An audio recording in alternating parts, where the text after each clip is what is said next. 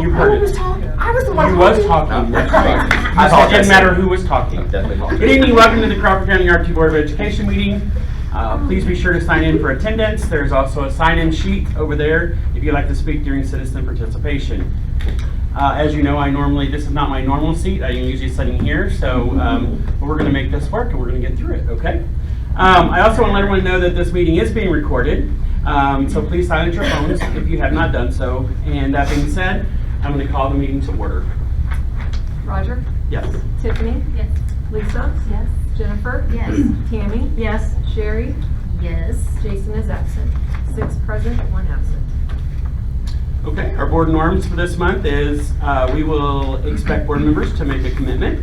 We will work together as a board that values consensus rather than a majority vote. If you would stand with me at this time, and we will do the pledge.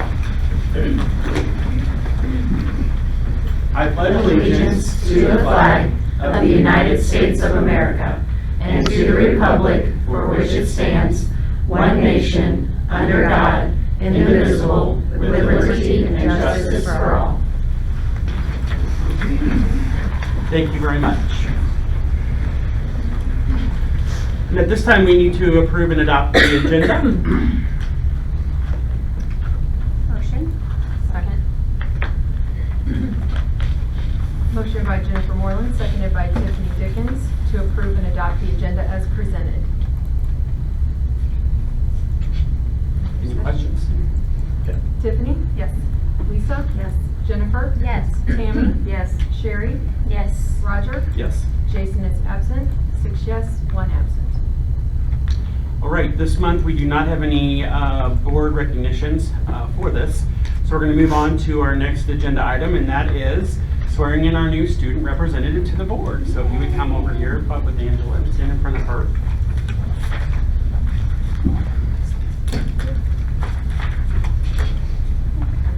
Repeat after me if you raise your right hand. I, and state your name, do solemnly swear Do solemnly swear I will support the constitutions of the United States I will support the constitutions of the United States and of the state of Missouri, and of the state of Missouri, and that I will abide by and uphold and I will abide by and uphold the Crawford County R2 School District the Crawford County R2 School District Board Member Code of Ethics, Board Member Code of Ethics, and will faithfully demean myself in office. and will faithfully demean myself in office. And that is just a cheat sheet. If you would sign this one. Good job.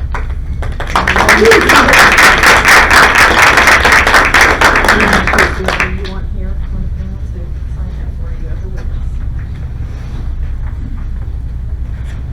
I'm so honored. I can just right here.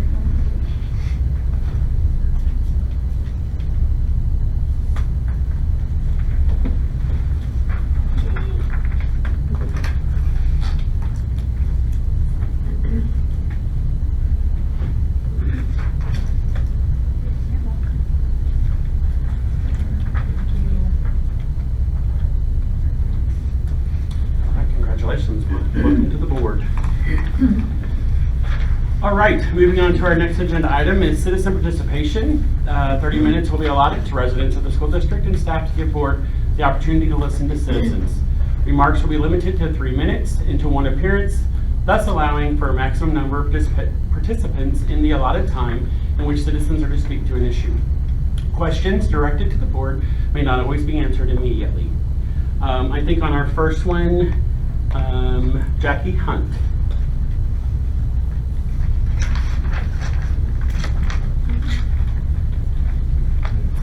Good evening. I notice on our agenda, item number 12B, that we'll be authorizing bus bids tonight. I am assuming that that means that we're considering buying a new bus. So I would like to remind you all that last April you bought a bus for $130,358 after trade-in. You did not get a bid for what an all-cash deal might have looked like, so we have no idea if you got a good deal or not. So I'm going to ask tonight, as you're considering this, if you choose to direct someone to get bids, please consider directing them to get both a trade-in and an all-cash bid so that you can make the comparison. Thank you. Okay, thank you very much. Our next one on the agenda for tonight is Crystal Paul. So I've made it a point to try to speak at every board meeting just to share my concerns, and my concerns typically revolve around losing staff. The pay is definitely an issue, and I heard at our last PLC conference that the minimum is or maybe going up to 40,000, which would still cause that gap to close between a brand new teacher coming in and myself, who has worked for 11 years in this district. It's very concerning. But not only the teachers, but we have paras and we have bus drivers that are leaving our district. And I'm very nervous for my kids. And when I say my kids, I don't mean the 5 that live in my home. I mean all of the children that have gone through my classroom in the past 11 years. I'm worried. I know there are only certain things that we can do pay-wise, but there are other things that I think we need to really think about focusing in on and helping to streamline and make easier. An example, we have gone through several paras in our building, specifically in our grade level, and we continue to lose them because of an issue of pay. They're told they're going to be paid one thing, and then when they get their first check, they're completely shocked. It's not been explained to them. I'm not sure whose job that is, but it's always a big confusion, and then we ended up losing really good people. And I think those are some of the things that we could work on making better, if not anything else, if not the pay, but at least something like that. It's important to me, and I think we need to find ways to fix the things that we can fix. Anyway, thanks. Okay, thank you. Okay, that is the only two that we had citizen participations tonight. So we'll be moving on to the consent agenda items. Any discussion, questions about the consent agenda? If not, I'll entertain a motion to accept. I make the motion. Okay, thank you. Do we have a second? Second. Thank you very much. So we have a motion and a second. Motion by Lisa Elrod, seconded by Jennifer Moreland to approve the consent agenda as presented. Lisa? Yes. Jennifer? Yes. Tammy? Yes. Sherry? Yes. Roger? Yes. Tiffany? Yes. Jason is absent. 6 yes, 1 absent. All right, moving on to item 9 on our agenda, the financial statement and February bills. We gotta approve the financial statement. Do you have any questions, concerns? I'll entertain a motion to accept the financial statements for February and pay the bills. So moved. Thank you. Second. Thank you. Motion by Sherry Schutte, seconded by Lisa Elrod to approve the financial statement and action on the February bills as presented. Jennifer? Yes. Tammy? Yes. Sherry? Yes. Roger? Yes. Tiffany? Yes. Lisa? Yes. Jason is absent. 6 yes, 1 absent. All right, moving on to our administrative reports. Number 10 on our agenda. Board and committee reports. Does anybody have anything at this time to present? Yes, sure. The week after our last board meeting, I had a board of directors meeting in Columbia, and basically just went over a few things, but they did talk about what was mentioned tonight about possibly raising teachers' base pay. I'm sure Dr. Davidson maybe has some more information on that. Not too bad. Right now, I'm in the process of evaluating the essays for the Belcher Scholarship, and I'm evaluating 11 essays from Regions 6 and 10. And the spring board meeting is in April, but I'm going to be unable to go due to other family stuff coming up, so that's about all I have. Oh, they did also talk about a comprehensive school safety program, which I'm sure Dr. Davidson knows more about that too. And but I think our school safety program here is pretty good, and with the county and the city, so. Oh, I got right now. Awesome, thank you very much. Anybody else have anything? All right, if not, we'll move into administrative reports. We will start with the elementary. Mr. Cross, do you have anything to add or anything to showcase about your building? Just that once again.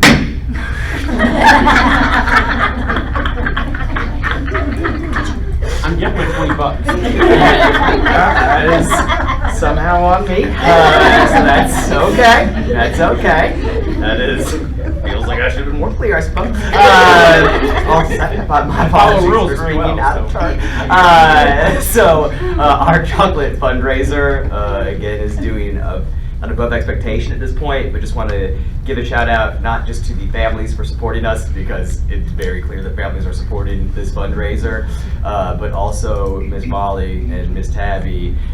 Ms. Tabby primarily takes the role on this. It's a huge part of her day, and Ms. Molly doesn't get too mad at me despite the fact that she has to deal with 1,000 calls. But just a reminder about that, this is one of the only places I've ever worked at or know of that pretty much completely covers field trips for students, unless it's a very expensive field trip. So that requires several thousands of dollars a year for upkeep for what we send the kiddos on.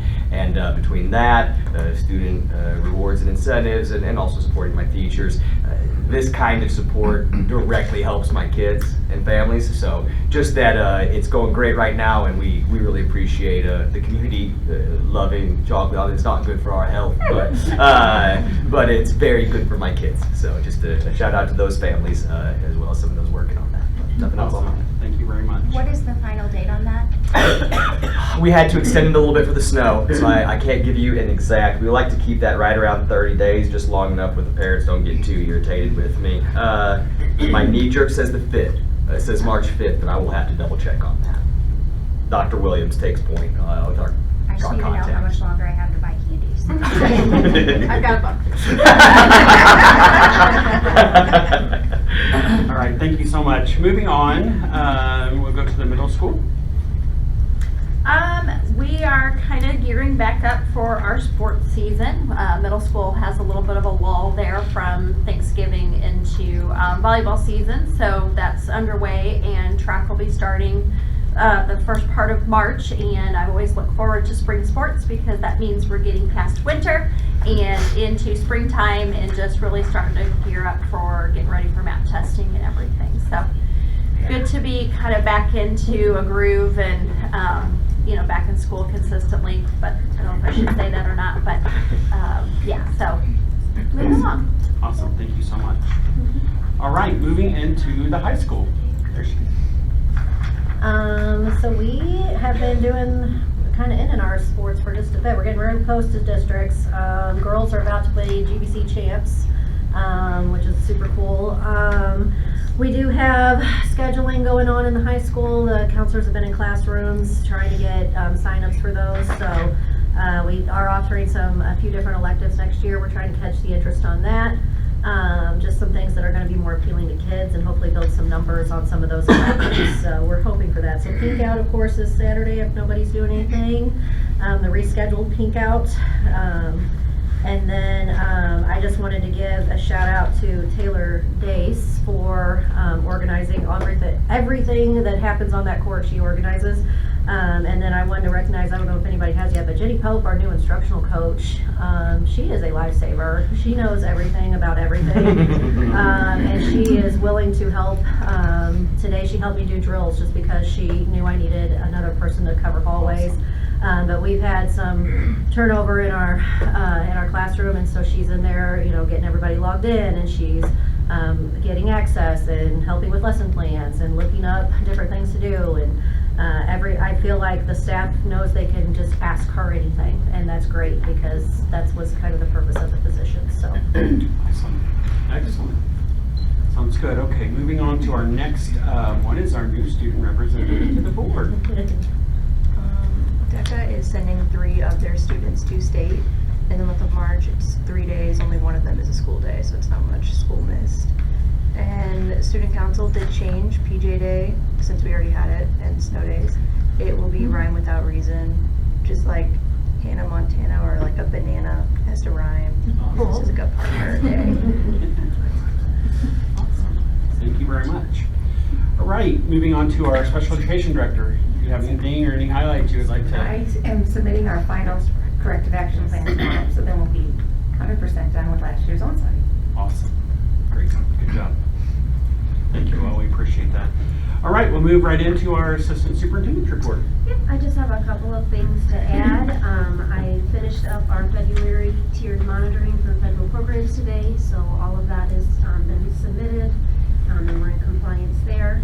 And then I also wanted to recognize Mr. Wendell and Rachel Smith with the removing of one of our bus routes and having to rework that. That has been a lot of work and has required multiple people riding different buses to write down times and reworking second loads. And then Miss Rachel also created a spreadsheet of all of the bus loads, all of the students' addresses, pickup times, drop-off times, and now all of the secretaries have access to that as well. So it's extremely That's helpful. awesome. Yeah, that's a lot of work. All right. Thank you very much. And our last but not least, we'll move into our superintendent's report. Yeah, and I'll touch some of what's in my report on the 24-25 budget update, but attended a financial meeting yesterday at the state and got a lot of good information, so I'll share more when I get to the budget piece. Okay. Awesome. Thank you all very much. So that moves us right into unfinished business. And the first one on our agenda is 11A, current expenditures year to date, 81.41% in comparison to our revenues received year to date, which is 58.08%. Everything is okay on track with no major adjustments currently. Yep, so this year's budget, we're tracking really well, so it's good to see that. I don't know, unless anybody has any questions about your budget. You got any questions or? Okay. All right, moving on to 11B, budget update. Yep. So 11B, budget update, kind of some good information, but some obstacles we'll have to overcome. Governor Parsons delivered the state address earlier, a few weeks ago, and some of the good things to point out, he's recommending fully funding the foundation formula for next year, which is a positive for us. Fully funding transportation, which is a positive for us. And then looking at the teacher baseline salary grant, bumping it to $40,000. It's good, but what it creates for our salary schedules compresses years 1 through 10. So essentially, those teachers are on a pay freeze for 10 years, and then they get a slight increase on year 11. One of the good things, though, kind of looking at a student adequacy target is projected to increase, which will be new revenues for us, which is exciting. And then Prop C money is looking like it'll be a little bit higher. Some of the things to still track and watch, though, our enrollment is going to go down a little bit. So we have a COVID statute that we can still use. 2019, 2020 attendance, but that rolls off, and so we go down a little bit. And then we've got some legislation out there too that could have an impact on schools. So we get paid by revenues collected through taxes. So tax cuts, while they're good for us personally, from a school perspective, it does take away our revenue. So it's kind of watching that. Some things that I think are exciting is we're kind of in a position we need, and I'll propose to the board, and we can do this in a finance committee or as a board meetings, but I'm looking at just running salary schedules like a 36, 37, 38. Could do a 39, 40, but then we also have the $40,000 minimum teacher salary grant, and then also career ladder. They're adding some additional money there. I did call the state though, and they have some potential legislation that could make changes, and they're going to not send out guidance until the end of March. But I think we can, I don't know we're in a position to not do anything. We've got some new revenues, but we're going to be in a position essentially challenge is to do something, but the challenge is I can't tell you what the legislation's gonna do in 3 months, let alone from 3 years from now. So long-term plans is a little hard, but we could still look at, because our reserves should end up fairly healthy at the end of this year. We'll essentially probably create some type of a deficit spending to spend that money down. I'm kind of talking long-term picture here. When we ran the tax levy, that was a proactive approach to get revenues for salary schedules. But in fairness to the community, until we utilize the funds we have, I don't feel comfortable proposing that again until we get to that point. So it's really just going to be working with the board on wherein are you comfortable, at what level do we spend that down? Is that a 3 to 4, 4 to 5, 6 to 7, 8-year plan? And then probably put some type of an indicator when our reserves hit whatever we decide, and that'll give us a year or 2 years to determine at what rate do we run a tax levy. Is it just to cover current expenses? Is it to try to be a little more forward thinking with some additional, but the piece through there though is just we don't know what legislation's going to do, not do this year as well as next year, the year after. So it's kind of just going to be an ebb and flow, and quite honestly, there's no good answer from anyone across the state. So a lot of districts are in the same boat. So we're not the only unique district to this. There's a lot of soups I've been talking to that said, "Whew, thought we had it figured out. We have no idea which way to go with this stuff." So at the finance meeting, the one thing they talked about, there are districts now though that realize they've overcommitted to their salary schedule and they're having to have backwards negotiations to lower their salary schedule. So that's, while it's legal, it's not optimal to do that. So just don't want to get in that position, but I still think we can do some good stuff and get some money to our certified and classified folks. We'll just have to kind of figure out what the board's comfortable with and what we want to do with that. So, Dr. Davidson, on this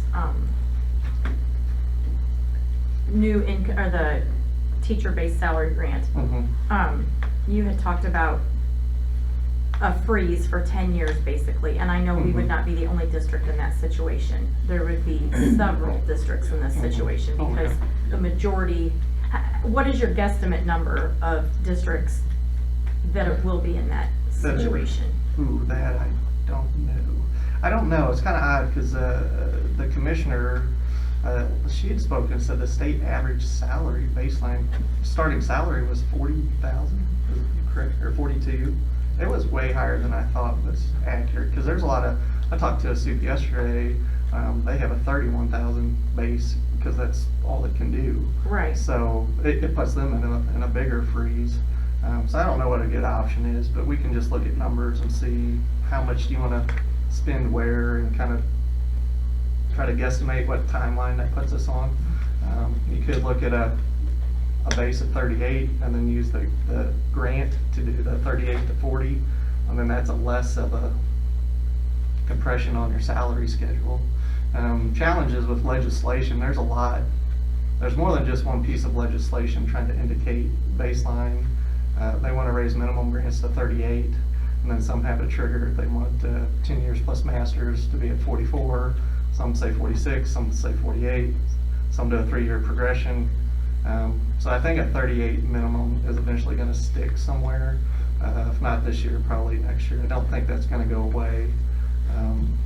This just doesn't So seem. it's just challenges. So The whole idea for the state in general is teacher retention and building, and to look at that, it's not going to. I mean, when you look at going into a profession and being frozen at the same salary for 10 years, what's going to make you want to stay in that profession? It just doesn't make sense. So talking to a legislator, thought process was 40,000 is more than what a teacher would make anyway, and even after 5 years, that's more than what they would make in some of these schools anyway. And I kind of think in their mind, schools have too much money. So until they feel like schools are,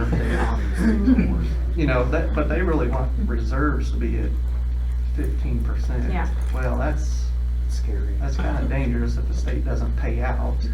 Then schools get caught with that. So, so just kind of sharing the thought process of some of our legislators I think there's some with some good intentions and trying to do stuff, but they just don't realize the headaches this creates for school districts to do that. Because even going to a 40, while I appreciate the governor's, 40, well, that really makes that 38 now. 40 is the new target because, again, you've got a compression somewhere. And what happens to all those teachers down below? Right. Yep. That's the That's worst where it part. hits. Yep. So anyway, it's stuff we'll work through. I won't have really an accurate idea of what the state's going to do until the end of legislative session, which is about mid-May.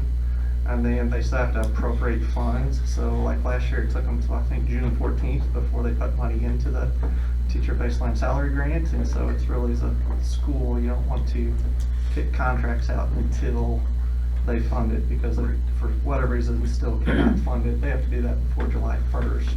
But it just puts us on a tight, but I've got a somewhat of a remedy on down in the agenda here with the change in the policy to make an amendment when that time comes to hopefully kind of simplify it for staff.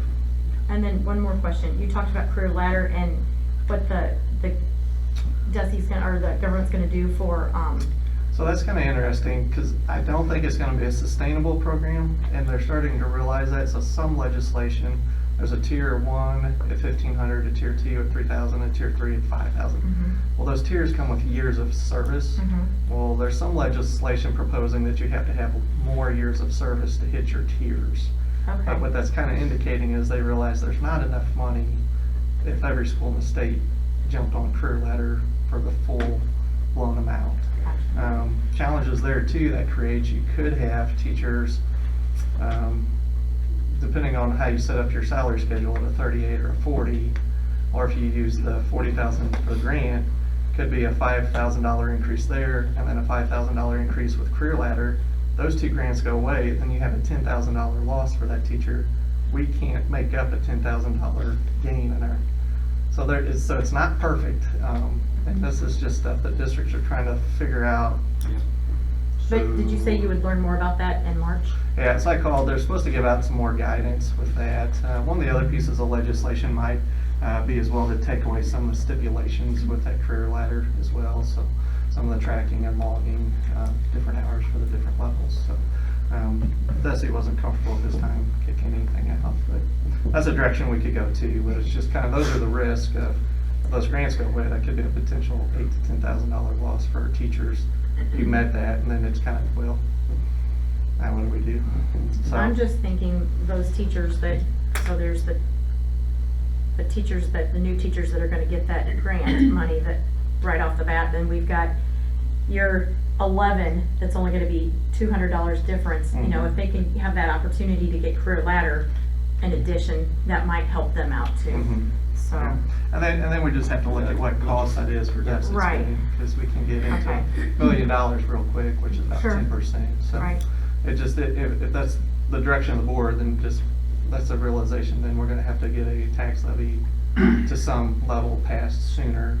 But the state also, SAT, they're projecting to increase it next year and then potentially the year after. But the year after is not a guarantee. This year isn't either, but it's likely it will be, just because they know they have to put money into public ed in some ways. So it's just no crystal ball, just here's our options. Thank you. You're welcome. All right, does anyone else have any other questions or comments?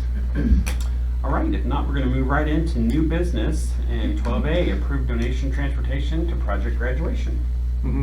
So with this every year, we donate, we co-sponsor and then we provide transportation as long as we have a chaperone there, and then we also provide $1,000 as well. This year is a little different. The class of 2024, so this is a remnant of COVID, had done some fundraising and had about $380 in an account.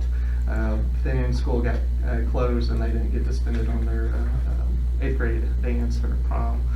So those accounts change. There's 4 of them, and what they do is they rotate with classes and just change numbers. Well, that money ended up getting spent a few years back with a senior class prom.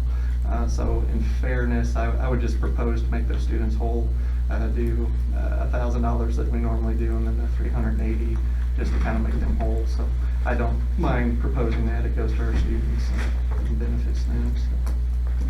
Okay, does anybody have any questions or comments on that? Not, then I will open it for a motion. I make that motion. Okay, thank you. I'll second. Thanks. Motion by Lisa Elrod, seconded by Tiffany Dickens, that the district provide transportation to project graduation, and in doing so, become co-sponsors for this activity, and $1,380 be donated for this event. Jennifer? Abstain. Tammy? Yes. Sherry? Yes. Roger? Yes. Tiffany? Yes. Lisa? Yes. Jason is absent.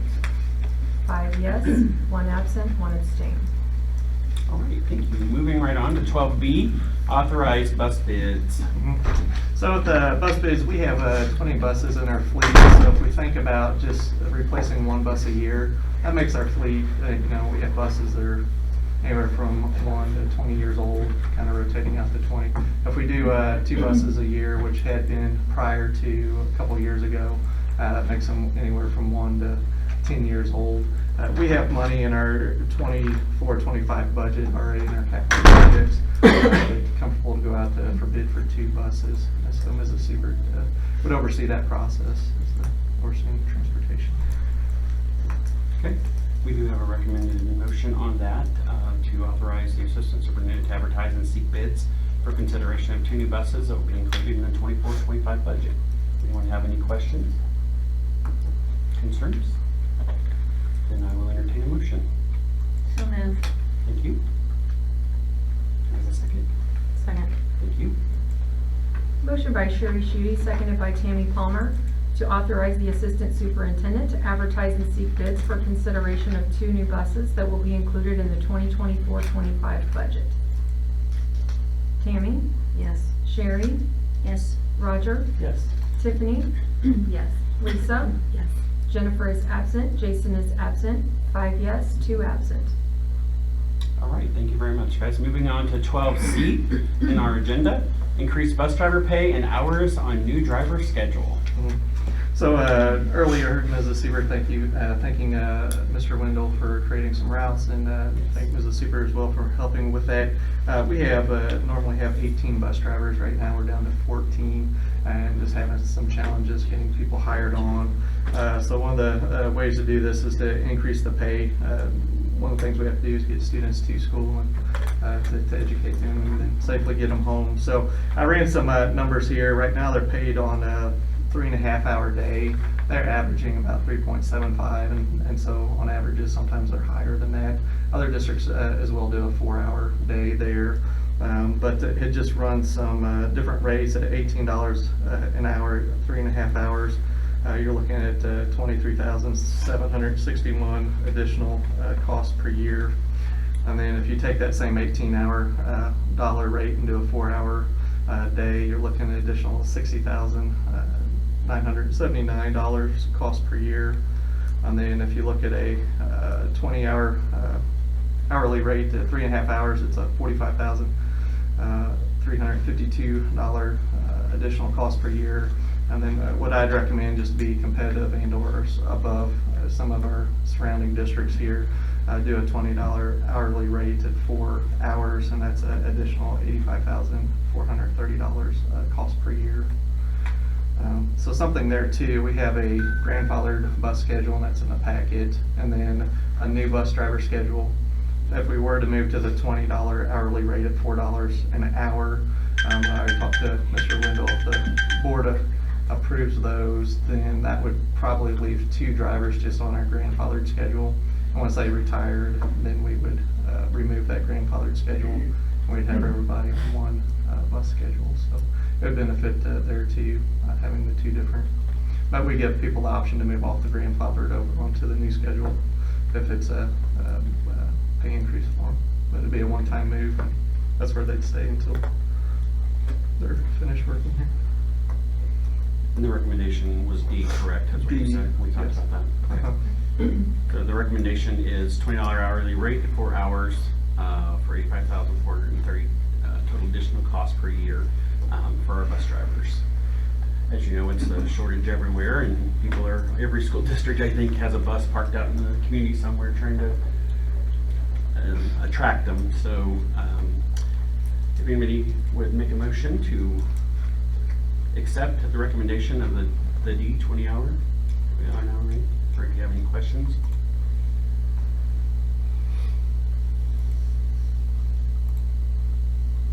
I make a motion that we select D. Okay, Second. all right, thank you both.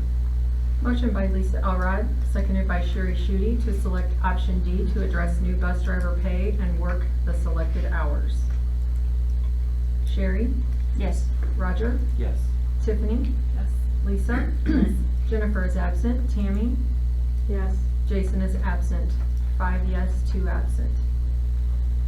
All right, thank you very much. Moving on to 12D, proposed update to Regulation 4130. If we add at the end of the Regulation 4130 the following: if contracts are tendered before completion of salary and welfare discussion, the contracts will be issued under the terms of the preceding year's agreement. After salaries are set for the following year, each employee will receive a notice of revision of salary. New contracts will not be issued. We will be able to send out an amendment to the contracts versus sending out all new contracts. Yep, so this is just trying to be forward thinking to, again, not knowing where legislative session's gonna end and then money's appropriated. So if it's May, June, then we can kick out an amendment and versus trying to get out 3 or 4 contracts as things change.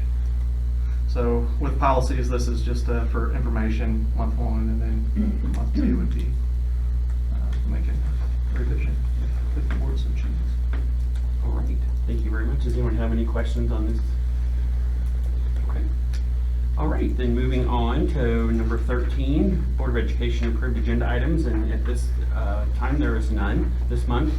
Resident agenda items, number 14, there are none at this month. So that moves us into 15, approved regular board meeting. It's on there right now for Monday, March the 18th. I'll say that's in consideration of the MSBA conference for superintendents. I'll be out 20th, 21st, 22nd. All right, kids, what do you want to do there? Spring break's the following week. I'm not opposed to that either, but it's just not typical. And I know the 19th they're having to meet the candidate night, so that's not tonight. Busy month. Fine with it. Monday, March the 18th work for everybody then? Yes? No? Maybe? Okay. All right, so then if that's the case, I would entertain a motion for Monday, March the 18th. And I'll second. Thank you, girls. Appreciate it. Motion by Tiffany Dickens, seconded by Lisa Elrod, that the March board meeting be scheduled on Monday, March 18th, 2024 at 6 p.m. with closed session to follow. Roger? Yes. Tiffany? Yes. Lisa? Yes. Jennifer is absent. Tammy? Yes. Sherry? Yes. Jason is absent. 5 yes, 2 absent. All right, that moves us into number 16, and that is adjournment. We have a motion to go into closed session Second. After, after a 10-minute break. Motion by Tiffany Dickens, seconded by Lisa Elrod to go into closed session in accordance with provisions of section 610.021, subsection 1, 3, 6, 13, and 14 of the revised statutes of Missouri in order to discuss personnel after a 10-minute recess. Tiffany? yes. Lisa? Yes. Jennifer is absent. Tammy? Yes. Sherry? Yes. Roger? Yes. Jason is absent. 5 yes, 2 absent. Thank you all for coming. I'd like to talk. Where is Mr. Mel available again? I had something I'd like to talk about the question of the board members.